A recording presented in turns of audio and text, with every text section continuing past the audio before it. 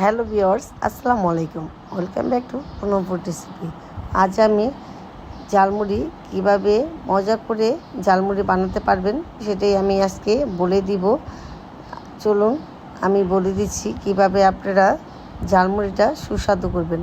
আলুর চপ বলেন, পেঁয়াজি বলেন, আর বা অথবা বুট দিয়ে, ছোলা বুট দিয়ে আপনারা যেটা দিয়ে মুড়ি মাখান না কেন, আপনারা সবসময় চেষ্টা করবেন কিছু বুট মরিচ ছোটো ছোটো করে কিপ করে কেটে, যারা ঝাল পছন্দ করে আসলে তাদের জন্য, আর যারা ঝাল পছন্দ না করে তাদেরকে দরকার নেই, সেটা দেওয়ার চেষ্টা করবে। তাহলে কিন্তু ঝালমুড়িটা যে ফ্লেভার সেটা কিন্তু চলে আসে। আরেকটা হলো যেটা ভেরি ইম্পর্টেন্ট, সেটা তো অবশ্যই আমি আপনাদেরকে দেখিয়ে দিচ্ছি, যেটা হলো ঝালমুড়িওয়ালা মামাদের কাছ থেকে আমি একটা টিপস শিখেছি।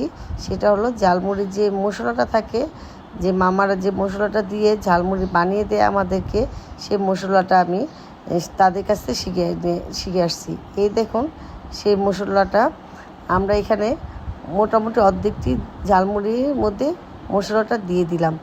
এই মশলাটার মধ্যে কিন্তু আমি বিভিন্ন রকম মশলা দিয়েছি, আর প্লাস এখানে আমি সরিষার তেল দিয়ে এই মশলাটা রান্না করেছি। তাতে কি আমার এক্সট্রা যে ঝালমুড়ির মধ্যে সরিষার তেল দিতে হয়, সেটা কিন্তু আর আমার দিতে হয়নি। তো এখানে আমি মুড়ির ভর্তার উপরে আমি আবারও মশলাটা দিয়ে দিলাম। মুড়ির মধ্যে দিয়ে আবার কিন্তু ভালো করে মেখে নিতে হবে। তো সম্পূর্ণ মাখা হয়ে যাচ্ছে। তো এভাবেই আপনারা তৈরি করে দিবেন ঝালমুড়ি।